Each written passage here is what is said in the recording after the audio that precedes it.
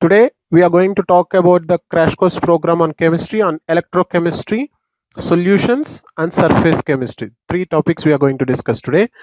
So starting with electrochemistry, what is electrochemistry? It is a branch of science which deals with study of exchange of energies in two forms: electrical energy to chemical energy to electrical energy, resulting in a redox reactions.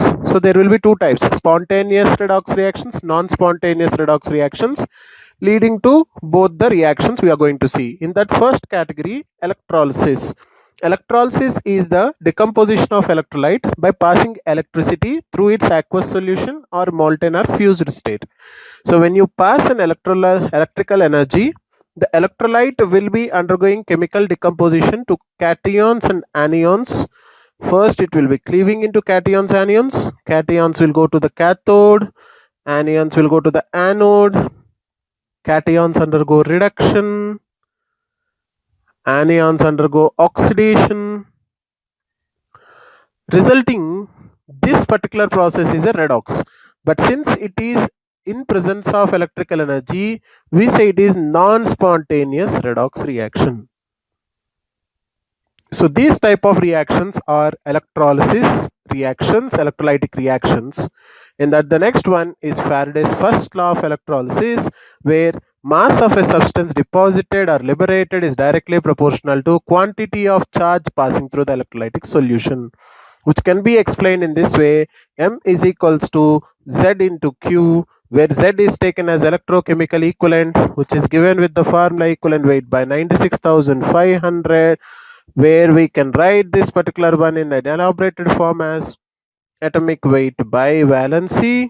It is equivalent weight into I into T is the Q by 96,500. So the Faraday's first law, the numerical formula for Faraday's first law can be taken in this way. So this is the Faraday's first law. Second law, if you have series of bulbs connected in a series and the same quantity of current is passed through series of bulbs collected, then the quantity of current passed through the cells is same. The mass of the substance deposited is directly proportional to their chemical equivalents. So if I take A, Ma by equivalent weight of A is equals to Mb by equivalent weight of B. This is Faraday's second law. Moving to the detailed of electrolysis, what is required in the electrolysis is the conductors.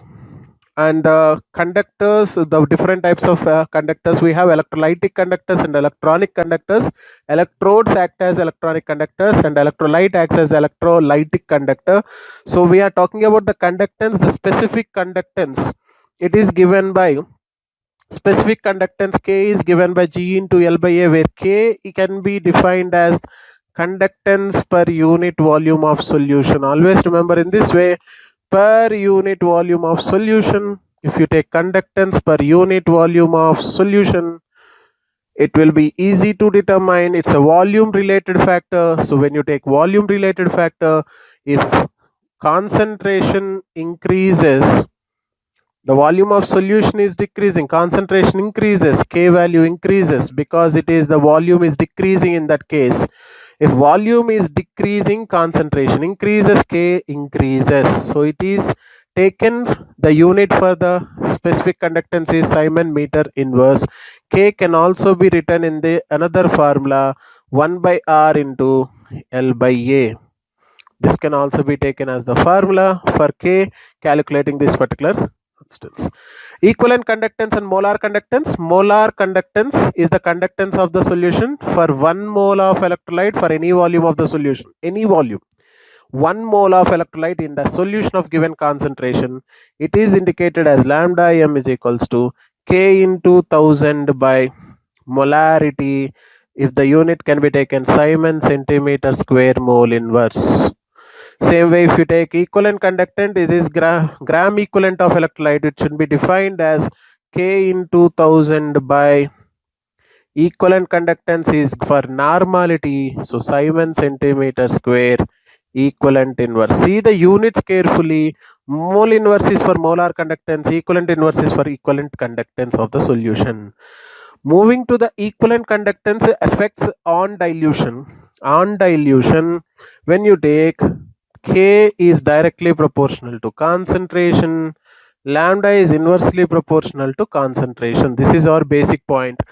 So on dilution, K value decreases, lambda value increases in respect to whether it is weak electrolyte or strong electrolyte. This does not matter. So this is about the effect of dilution on conductances. Try to remember, this is very important, very important for the competitive approach. Concentration is directly proportional to K because it is per unit volume. As volume is increasing, K decreases. So lambda is independent of volume, it is dependent on constant. So it is inversely proportional concentration, lambda increases. This is very important concept. Moving to the next very important concept is Nernst equation, which is given in this way.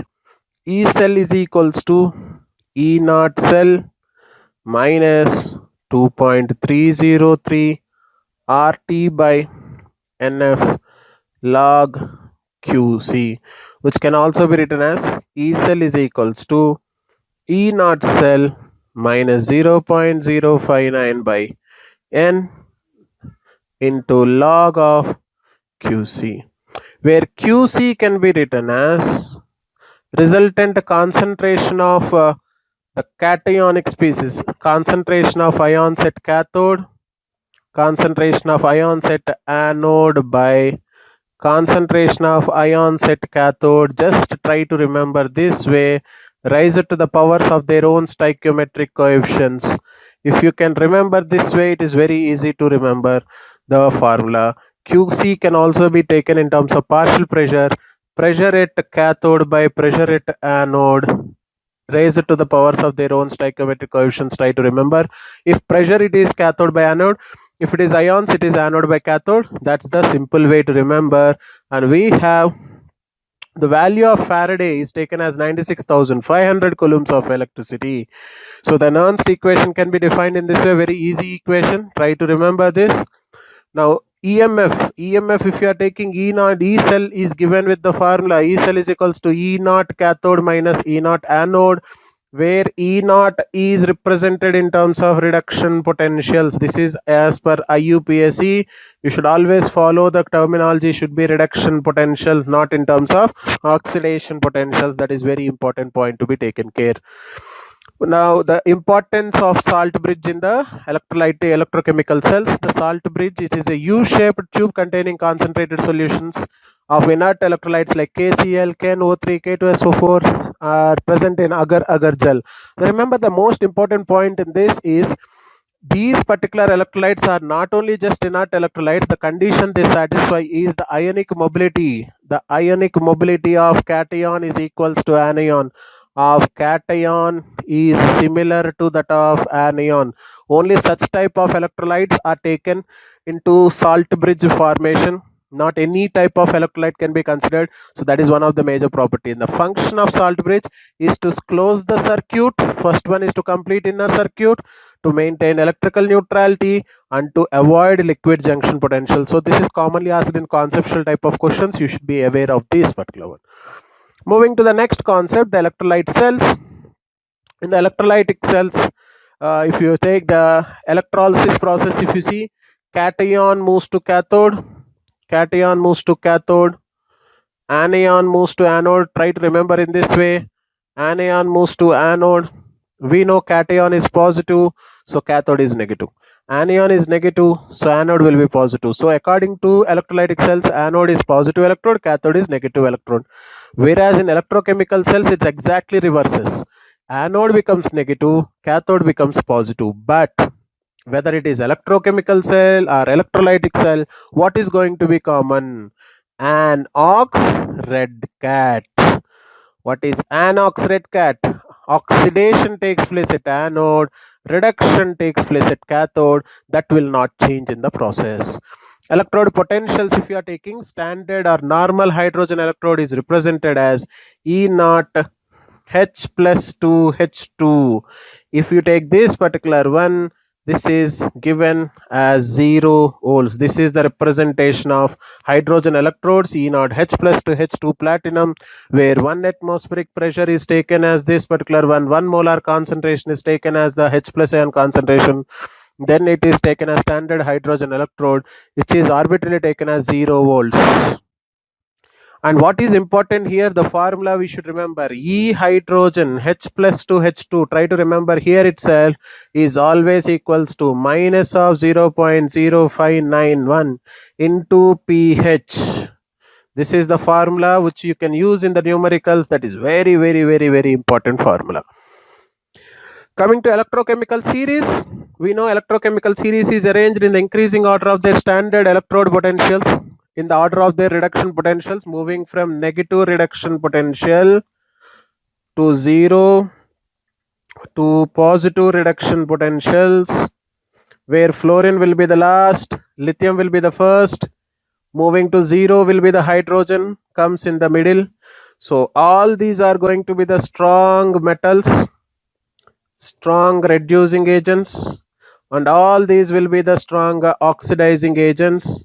So the reducing power decreases from left to right, oxidizing power increases from left to right. That is going to be the major important one. So the applications, if you see, the relative oxidizing and reducing powers can be predicted with respect to the electrochemical series. Higher the E value, that means it is a strong oxidizing agent. It should be having more positive value. Lower the E value, more negative it's the value is, stronger reducing agent it is. So if you can identify whether a metal can displace hydrogen or not, so question mostly comes on this. How, whether a hydrogen can displace hydrogen, a metal can displace hydrogen from dilute acids or not? Who will identify? Yes, the negative value of E can displace hydrogen. Positive value of E cannot displace hydrogen. That's a simple logic to remember whether it can displace hydrogen or not. Applications of electrochemical series, if you see, to calculate standard free energy change, delta G calculations, minus delta G is equals to NFE E cell, delta G naught is equals to minus NFE naught cell.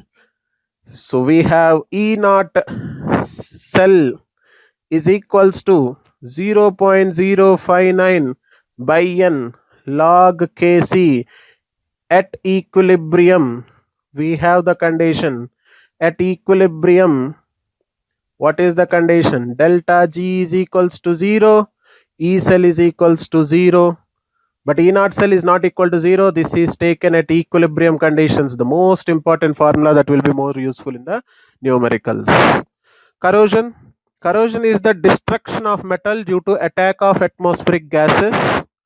Destruction of metal, that means causing the process of oxidation. Metal undergoing oxidation is corrosion phenomena. Metal undergoing oxidation. If rusting is taken as an example, rusting of iron, rusting is taken, the rust can be taken as the formula Fe2O3.XH2O. The composition of rust, mostly they'll ask you, is rusting what type of phenomena? Rusting of iron is an electrochemical phenomena, remember. Rusting is an electrochemical phenomena. Rusting is enhanced by presence of the impurities in the metal. Moisture, electrolyte, acid. So increase in the acid medium. If H plus concentration increases, it is favorable for rusting phenomena or corrosion phenomena. It is favorable. Is favored. If concentration of H plus increases, rusting is more favored. That is one of the most important concept to be taken care before we go into this. And corrosion, if we continue, it can be prevented by painting, galvanizing, electroplating, tinning, barrier protection, and cathodic protections. This can also be taken into consideration for corrosion phenomena. So going forward, before leaving electrochemistry, we need to have one more concept, very important concept, that is Kohlrausch law. Kohlrausch law is equivalent conductance or molar conductance of an electrolyte at infinite dilution is sum of the ionic conductances of cations and anions at infinite dilution, where application of this very important in numerical approach in the examination. At weak electrolyte, lambda naught for weak electrolyte is calculated with sum of two strong electrolytes subtracting the weak one of the strong electrolyte is subtracted, two strong electrolytes are added, and one strong electrolyte is subtracted.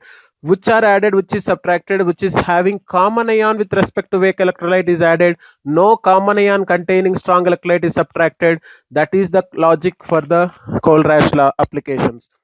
Degree of dissociation, if you talk about degree of dissociation, degree of association, dissociation, it is given as equivalent conductance at the concentration C2, infinite dilution, or Ka, degree of dissociation constant. The question comes on the dissociation constant, immediately we'll be taking this particular one. Dissociation constant is given as C alpha square.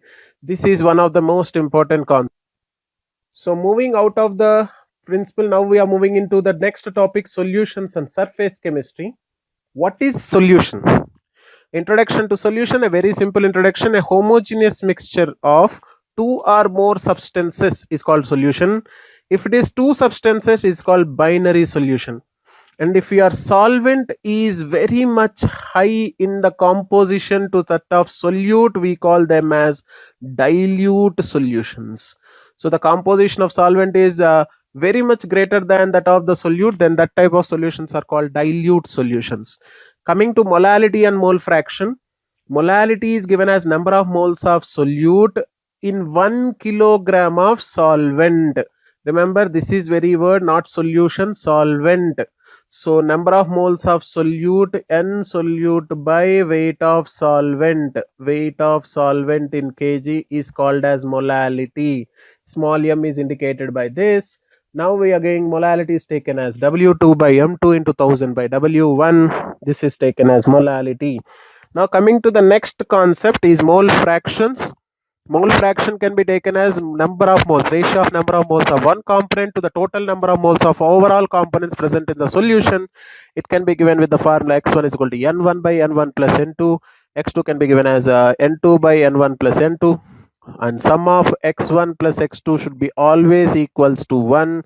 This is one of the most important factor that has to be taken care. So mole fraction we have seen.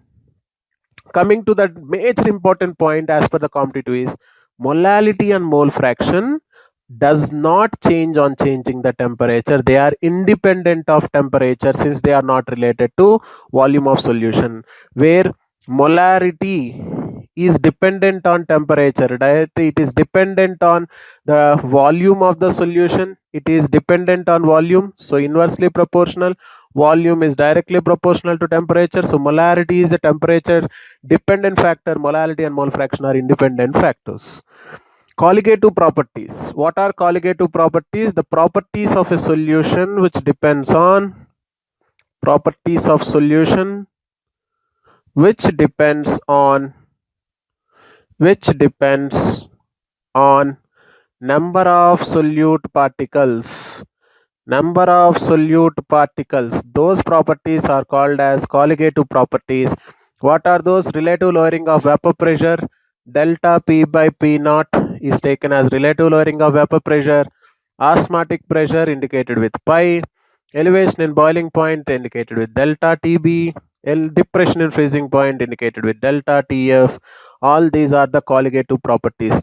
The properties which depends on the number of solute particles but not on the nature of solute particles, they are called as colligative properties. Coming to semi-permeable membranes and osmosis. Semi-permeable membranes, semi means half, so the substances which allow, if you take this is the semi-permeable membrane, it selectively only allows the solvent molecules to pass through it. Solute cannot pass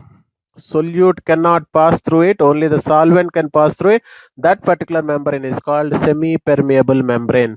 So now what are the natural semi-permeable membranes? Pig's bladder skin, plant membranes, animal membranes, egg membrane, all those comes under natural semi-permeable.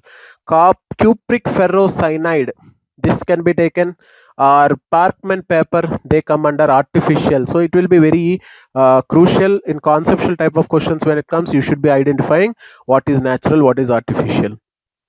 Osmosis, the phenomena of flow of pure solvent from solvent side to the solution side, or from less concentration solution to more concentration solution. So moving from less concentration, this is the word you should remember, towards more concentration, This particular one is called osmosis. The direction is always fixed. This direction is osmosis, and that should be passing through semi-permeable membrane. Without this, it cannot be possible. Osmosis, if you take, there are two types: exoosmosis, endoosmosis. Exo, outside, so it is outward flow of water, exoosmosis from the cell. If you say endo, into, so that means inward flow of the water into a cell, it is endoosmosis. Examples: grape in concentrated sugar, grape in water. These are the examples for exoosmosis and endoosmosis. Osmotic pressure, if you take, it is the equilibrium hydrostatic pressure due to the column of the solution, which just prevents the entry of pure solvent into the solution through semi-permeable membrane. It's a hydrostatic pressure. Simple way to understand: if you have osmosis happening, you have applied a pressure over here which stops osmosis. So the external pressure applied to stop osmosis, the pressure applied to stop osmosis is called osmotic pressure. So in a simple one line word, the external pressure applied opposite to the direction of osmosis to stop osmosis, that is osmotic pressure, and it is measured by Berkeley-Hartley's method, and the formula for osmotic pressure is given with pi is equals to CRT. This is similar to that of your so pi is equals to CRT, similar to your PV is equals to nRT. C can be written as N by V RT, N by V RT. So you can write pi V is equals to nRT, PV is equals to nRT. This is like your ideal gas equation. Now how can we write N value? Pi V is equals to W, weight of solute, by molecular weight of solute, into RT. This can be taken. Always T should be expressed in Kelvin scale, never in degree centigrade. Now how to select R value depends on the unit how you express pi. Pi can be expressed in atmosphere, then use 0.0821 liter atmosphere, Kelvin inverse, mole inverse. This is the unit. But if you are expressing in pascals, then R should be taken as 8.314. Remember, this is the very important, the selection of R value. Isotonic, very important terms. If you have two solutions and the two solutions have same osmotic pressure, then osmosis will not take place between the two solutions. So if two solutions have same osmotic pressure at same temperature, then those solutions are called isotonic solutions. When solutions are isotonic, their molar concentrations are equal, molarities are equal, C1 is equals to C2, and if their molar concentrations are equal and volumes are equal, then N1 will be equals to N2. N1 is equals to N2 can be taken as W1 by M1 is equals to W2 by M2. So this is the final formula which you can use for isotonic solutions. Whenever the question comes isotonic, the formula we can use is W1 by M1 is equals to W2 by M2. And moving forward, some additional information about isotonic. Blood is an isotonic solution to 0.91% NaCl. This is the conceptual question you should learn. What is the concentration of NaCl which is isotonic with blood? 0.91% NaCl solution. When a plant or animal cell is placed in a solution which is more dilute than cell fluid, water enters into the cell. So if you take, it enters into the cell. This will result in the expansion of the cell, bulges out. This is taken as turbidity. When the reverse is happening, that means if it is being placed, it's more concentrated, the solution is more concentrated than cell, then in that case the liquid from the cell will come out, results in the shrinking of the cell. Shrinking of the cell takes place, which is taken as plasmolysis. So if you understand, bulging of the cell or this one will happen in only two kings if you are keeping anything in contact with a particular solution. Now in the both the process, a more concentrated solution, less concentrated solution, what are they called as? Hypertonic, hypotonic. If you have two solutions, one is of more concentrated and the other one is of less concentrated, Now this more concentrated solution is called hypertonic solution. Hyper, which is taken as high concentration. Higher, if osmotic pressure is higher than that of the solution separated by semi-permeable membrane, then that solution is called hypertonic solution. And if the reverse happens, hypotonic solutions which is having lower concentration or lower osmotic pressure, then they are called as hypotonic solutions. So hypertonic and hypotonic solutions which we have, which in regards to the concentrations of the two solutions. Vapor pressure. What is vapor pressure? Vapor pressure is the pressure exerted by the vapor molecules in equilibrium with its liquid state. So that is taken as vapor pressure. Related to vapor pressure, we have Raoult's law. According to the Raoult's law, relative lowering of vapor pressure produced by dissolving a non-volatile solute in a solvent is equal to mole fraction of solute.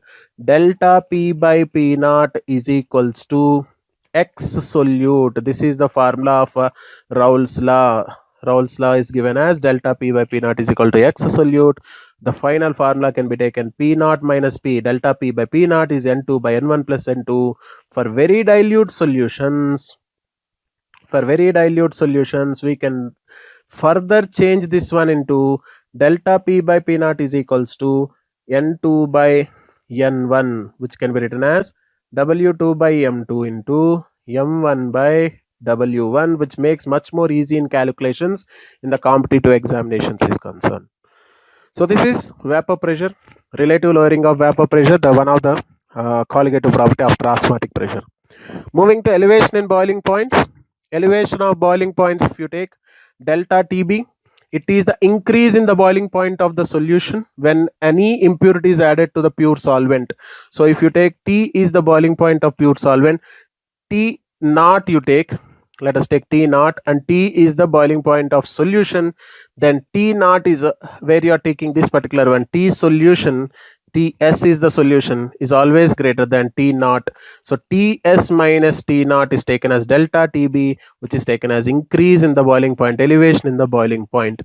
It is related to molecular mass, as when you are taking the related to molecular mass, delta Tb, where you take this particular one, we have the formula delta TB is equals to Kb into molality.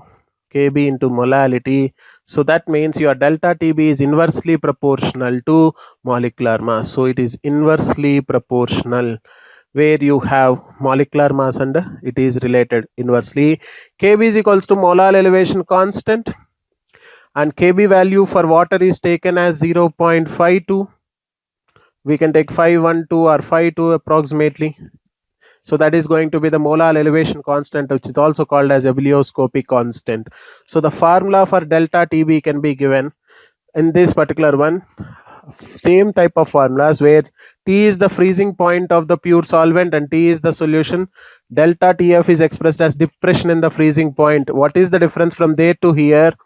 If we are taking the molecular weight formula, this is the formula for the molecular weight, 1000 kf into W2 by delta TF into W1. If it is delta TB, there is no change in the formula. The only thing here also, molecular weight is inversely proportional to delta TF, and Kf for water is taken as 1.86. This is going to be for water, the standard values. The only point we have to remember, delta T in general can be written as K into W2 by M2 into 1000 by W1. This is the formula we can remember for both depression and elevation. If it is boiling point, keep B here. If it is freezing point, keep F. If it is boiling point, KB or KF. Remaining everything remains same. The only thing you have to do is, if it is the elevation in boiling point, T solution will be T naught plus delta TB.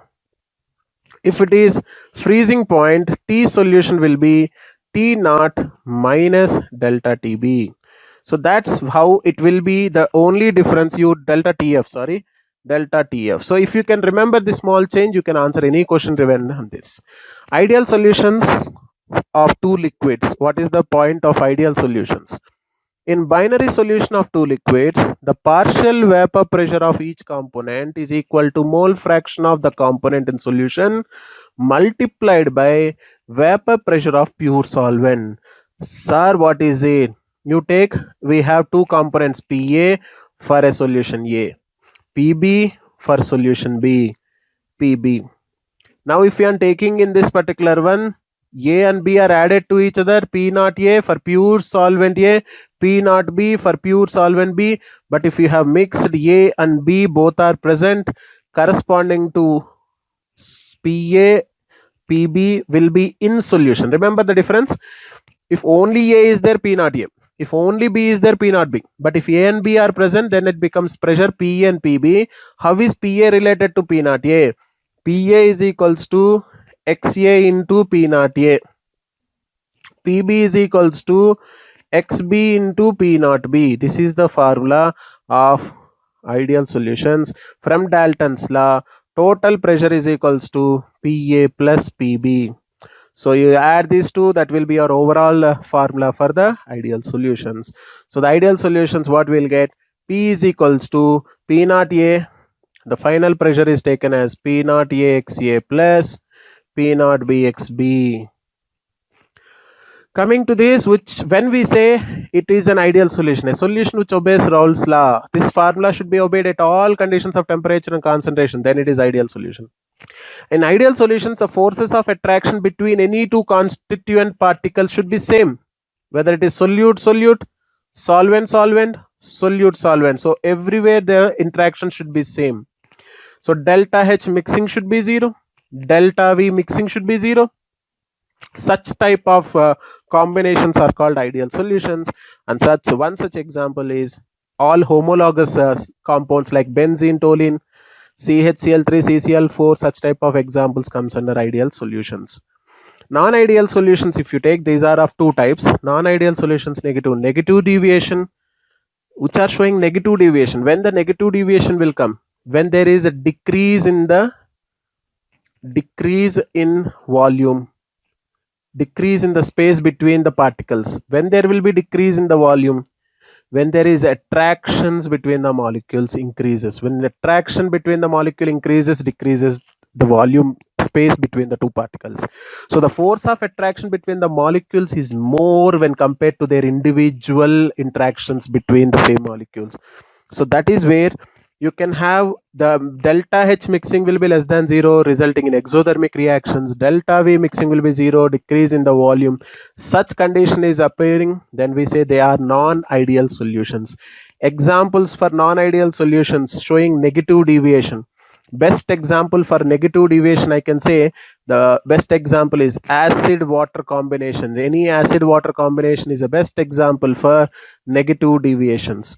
Coming to positive deviations, when you will have positive deviation, when the particles are moving away from each other, then the positive deviation. When they will move away, when repulsions are more rather than attractions, repulsions are more. That means the attractive forces are less, decreasing between the molecules. That results in the formation of solution becomes difficult. So that means we need to forcefully make the solution to happen. So endothermic process, the mixing will be greater than 0, increase in the volume between them. So the examples for all that type of molecules is alcohol water combination. Any alcohol water combination that makes less attractive forces between the molecules leads to positive deviation. So remember this simple logic: alcohol water is positive, acid water is negative. That is the simple logic. Now any non-ideal solution, can you 100% separate the two components from each other? No. If a solution is ideal solution, separation of the components is 100% possible. Pure A can be produced, pure B can be produced. But if you have non-ideal solutions, A and B cannot be separated 100% from the solutions. So that means those will be 100% separation of the individual components is not possible from non-ideal solutions, and that is because of formation of azeotropic mixture. What is azeotropic mixture? When The non-ideal solution is subjected to fractional distillation. Final mixture which distills without change in composition, then that composition is called azeotropic mixture. So azeotropy, no boiling point change, no boiling change. So if you boil, both will boil. If you condense, both will condense. So no change in the composition.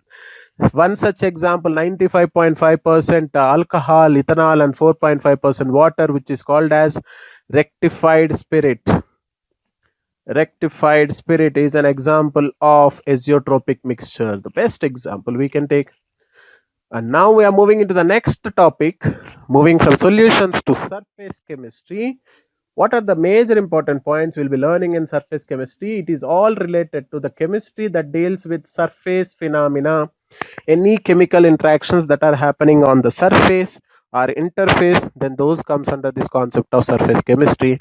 And it is divided into three parts: adsorption phenomena, catalysis, and colloids. It is divided into three parts. Now when you take an adsorption, what is adsorption? Accumulation of particles on the surface. If the concentration in the surface increases, accumulation or concentration on the surface of another substance, but does not go into the bulk of the medium. Bulk means going inside, interior parts. We are not concerned to that chemistry which is happening in the bulk of the substance. We are only related to the chemistry on the surface that is taking place. So those type of phenomena is taken as adsorption phenomena. And the substance which gets adsorbed is known as adsorbate, and the substance on which adsorption takes place is adsorbent. I'll take an example. You have here the solid particles. Let us take the water droplets are there. Your silica gel is coming from outside. Now these particle, wherever you are cutting, a silica gel is present over here. Now after the silica gel comes over here, all these particles will start accumulating on the surface of that silica gel. Now your silica gel, which is going to be the one on which adsorption is taking place, so this will be your adsorbent, and the particles, water droplets, will become the adsorbate. This is your difference between the two. Differences between physical adsorption and chemical adsorption. When you are taking physical adsorption and chemical adsorptions, physical, not please correct this, adsorptions. Okay, small correction in this, adsorption, not absorption. Physical, the word itself says it is not a strong force, it's just a physical forces present between the molecules. We can say these are the weak van der Waals forces which are present between the molecules are responsible for physical adsorption. If there is a strong chemical bonds present between the molecules, adsorbates and adsorbents, then they are called chemical adsorption. Physical adsorption is just an attractive force between any two particles. So any two particles will always have attraction because nucleus and electron will have attraction. So it is non-specific in nature, but chemical bond, covalent bond, is directional bond. It is always specific in nature. Since attractions can be formed, can be broken easily, it is reversible in nature, but covalent bond formation is irreversible. You cannot break it easily. Formation and breaking is not reversible, so it is irreversible in nature. Following temperature, pressure, effect of pressure, if you see, increases with increase in pressure. It goes on increasing, goes on increasing, goes on increasing. There is no change. You can observe it is going on increasing. But in chemical adsorption, it initially increases, reaches a maximum value, and then becomes constant. So this is the effect, increases but after certain time becomes constant.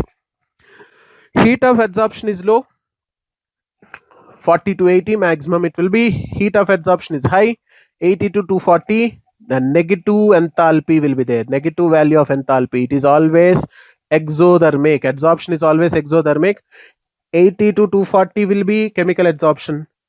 20 to 40 or 20 to 60, around that particular will be physical adsorption.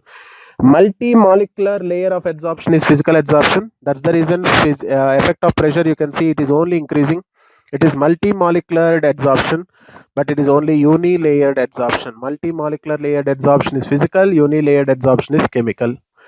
Freundlich adsorption isotherm. If you go with this, Freundlich is a scientist who has taken the extent of adsorption, X by M. X stands for the amount of adsorbate per unit mass of adsorbent, that is taken as X by M. So how much adsorption is taking place per unit mass of adsorbent is taken as adsorption, extent of adsorption.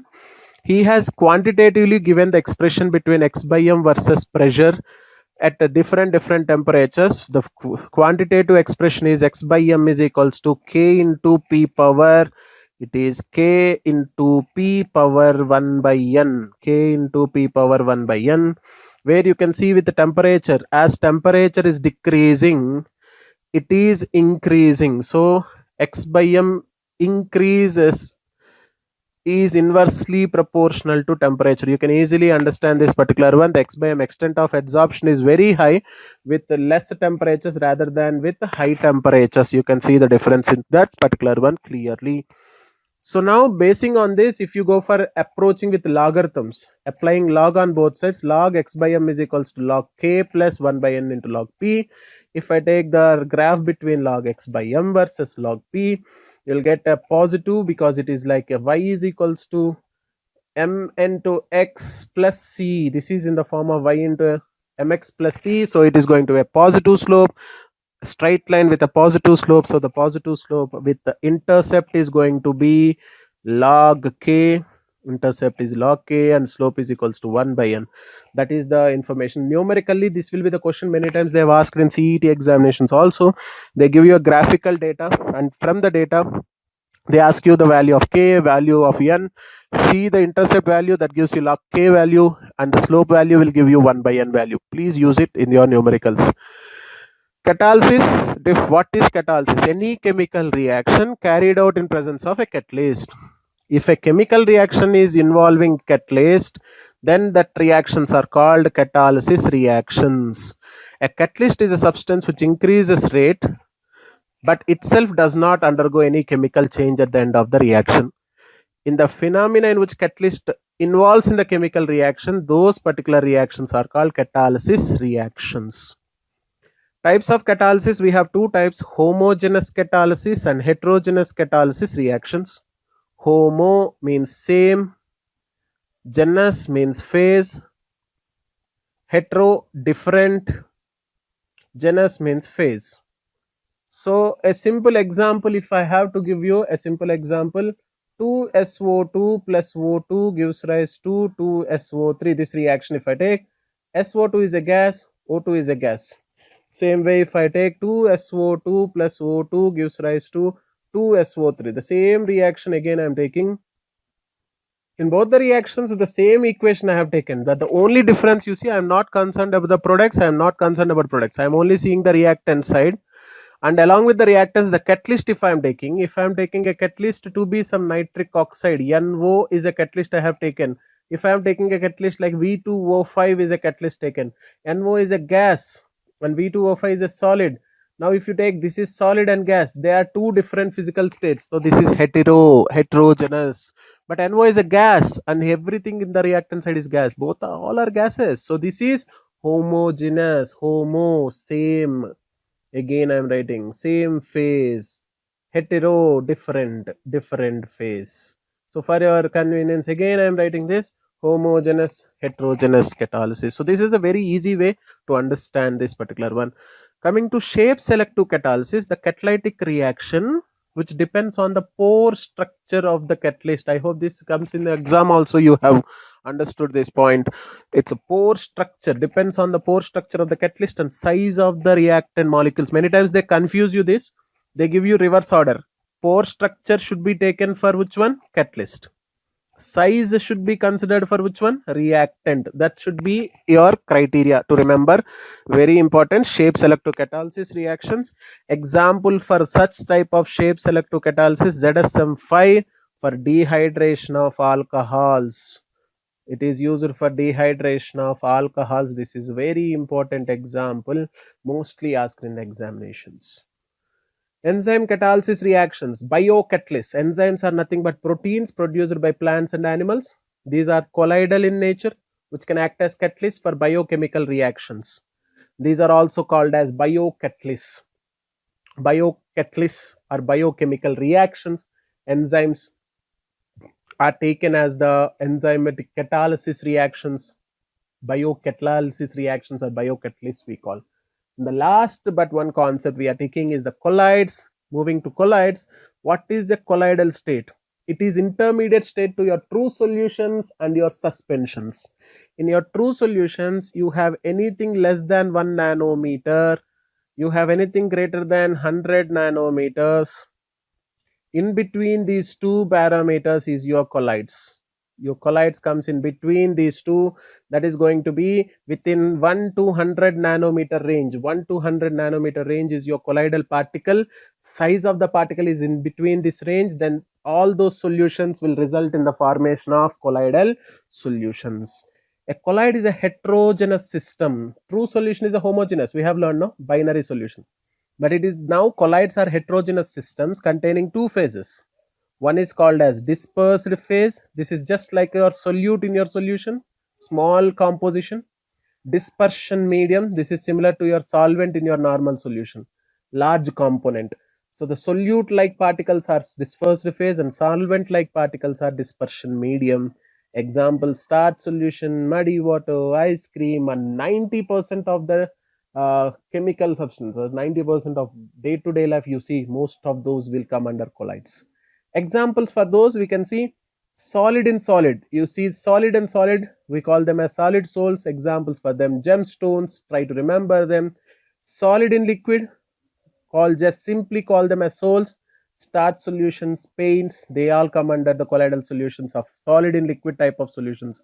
Solid in gas type of solutions, solid aerosols, whenever you have gas is your dispersion medium, they are called aerosols. Smoke and dust comes under this category of aerosols. Coming to some more examples: liquid in solid, they are called as gels. All your toothpaste, jellies, butter, those all comes under this. Liquid in liquid, this is very important point. Liquid in liquid type of colloidal solutions are called emulsions.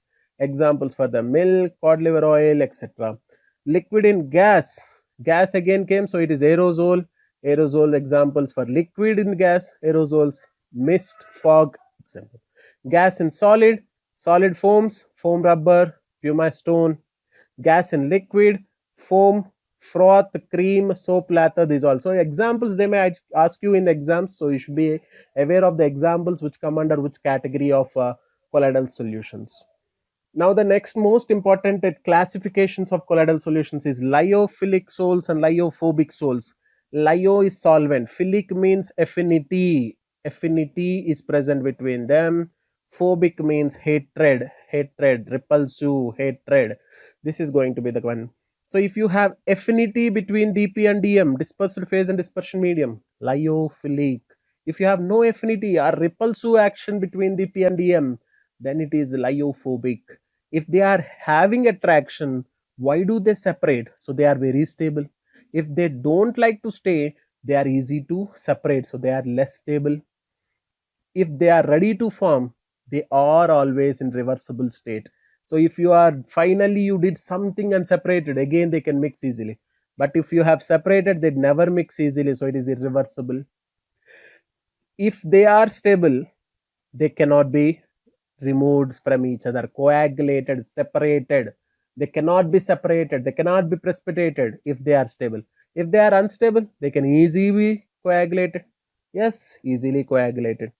Now viscosity is more than dispersion medium. So viscosity is more than the dispersion medium, where viscosity is same as dispersion medium. This is the differences.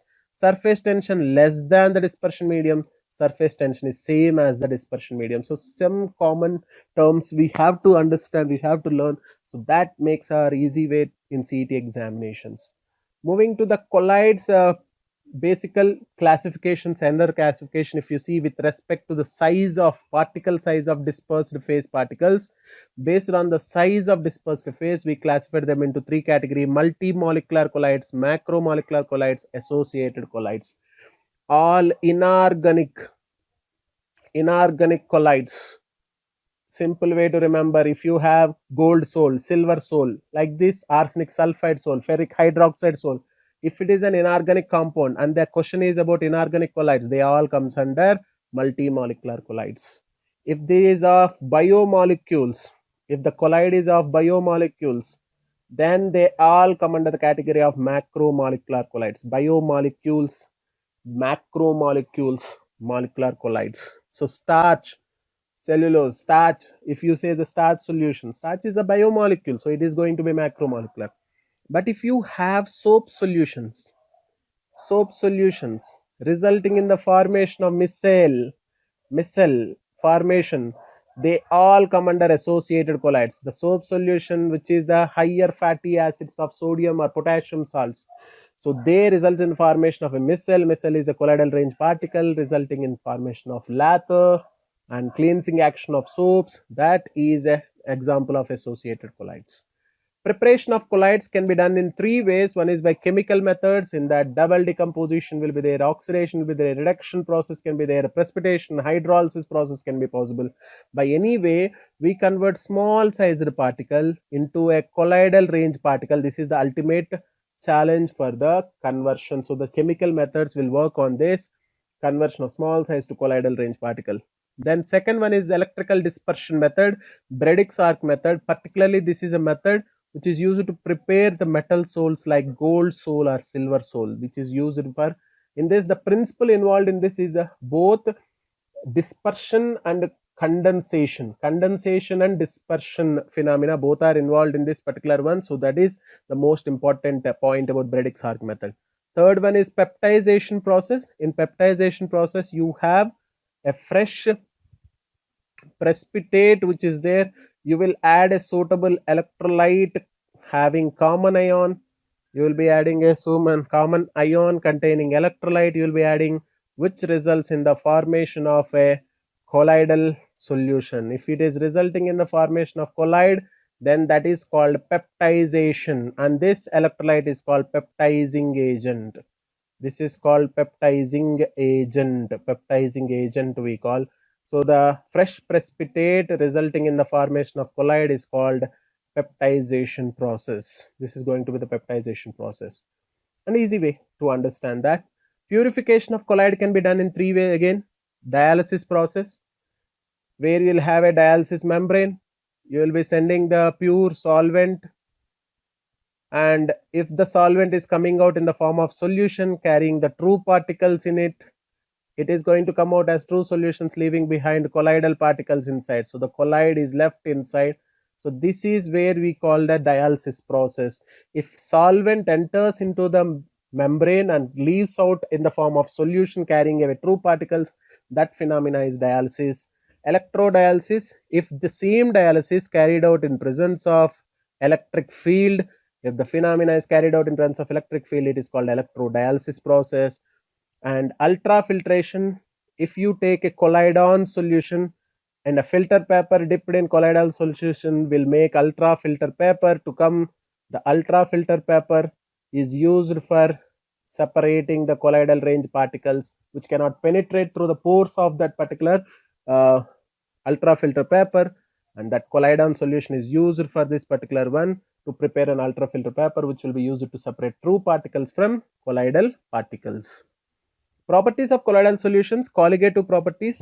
As we know, moving from true particles to colloidal particles, if you see from true particles to colloidal particles, the size is increasing, aggregation or association is increasing. When association takes place, association is inversely proportional to colligative properties. So colligative properties decreases. Association is inversely related to colligative property. So size is increasing by association of particles. So colligative properties are decreasing when compared to true solutions. Colloidal solutions will have less colligative properties. Tyndall effect, the phenomena of scattering of the incident light by colloidal particles is called Tyndall effect. This is one way we can identify the solution is colloidal solution. But in this also we have two things. Lyophobic colloids can be easily identified by Tyndall effect. Lyophilic cannot be easily identified by Tyndall effect. So Tyndall effect is also one of the important factor of properties of colloidal solution. Color exhibiting property, this is going to be a very key role for the colloidal solutions. Depending on the size of the particles, there are two things important. Depends on the wavelength of light scattered and size of the colloidal particle. Depending on two things, the color exhibited by the substance will be changing. As the size goes on increasing, it goes on changes the light scattering light the medium, the range of the scattering light, and the color exhibited of the substance or the solution will be changing. So this is one of the important points. Brownian movement, very important one. Why the colloidal solutions are stable, and the explanation is excellently, beautifully explained in this concept, which is called Brownian movement. When colloidal solution is viewed under an ultra microscope, the particles are observed to be in constant random movement, and this type of zigzag movement of colloidal particles is called Brownian movement. The zigzag movement of the particles in any direction you take, this is Brownian movement, which is going to be next plan. Zeta potential, electrokinetic potential. An electrical double layer of opposite charges exists between dispersed phase and dispersion medium. So opposite charges, you have a positive over here, there will be a negative surrounding in all the directions. So there is an electrical double layer. Here is one layer, here is one layer. So there are electrical double layer. The charge difference between these electrical double layer develops a potential which is called as zeta potential or electrokinetic potential. So the potential developed between the double layer, electrical double layer, is called zeta potential. Electroforces, every colloidal solution will have some charge, positive or negative, not both. So when you place them in an electrical field, if you say they are placed in an electric field, all these particles will move towards an oppositely charged plate of an electrical field. This movement of colloidal particles towards oppositely charged electrodes under the influence of electric field is called electrophoresis. If cations are moving, they are called cataphoresis. If anions are moving, they are called anaphoresis. And this is the process where we can, it is similar to that of electrolysis phenomena, but movement indicates the colloidal particles are charged particles. This is the proof for the existence of charge on the colloidal particles. How do the charge exist on colloidal particles? By preferential adsorption of a charge which is a common ion. That is the indication of that. The process coagulation is conversion of colloidal particles into suspensions. It is exactly opposite to peptidization. Colloidal particles to suspensions is coagulation, and the precipitation takes place. That precipitation is called coagulation, or the other word flocculation. And here itself we are talking about coagulating power or coagulating value.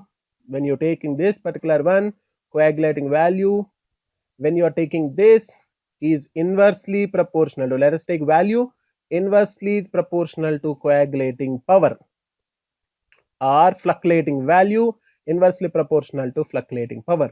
Value is always expressed in milliliters, number of milliliters of the colloidal solution, which is having the power of getting coagulated. The coagulating power and value, they are exactly opposite terms. Value is always inversely proportional to power. Remember this point.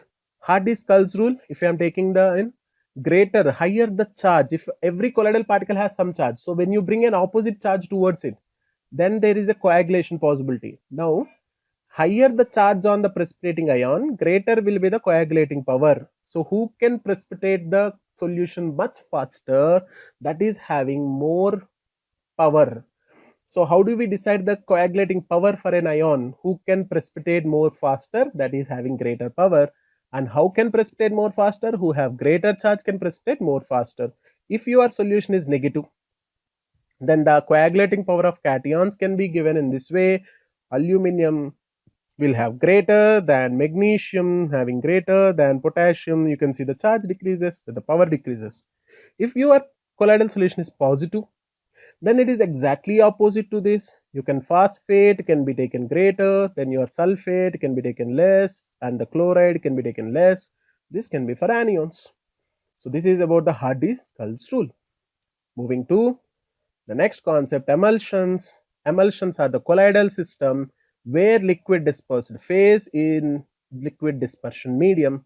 Dispersed phase in liquid dispersion medium is called emulsions. These are of two types: water in oil type of emulsions, oil in water type of emulsions, where dP will be the water, dm will be the oil. If dP will be the oil, dm will be the water. These are two types of emulsions which are possible. If you're taking the milk is an example, milk, you can see more and more water you add, it will be forming more and more solution. So the water, it is going to be the oil in water type of emulsion. Milk comes under that particular category. So it is simple. The emulsifying agents, generally when we see the oil in water type of emulsions are less stable. They undergo coagulation. So when you take oil in water type of emulsions, they are less stable. They undergo coagulation on standing for long time.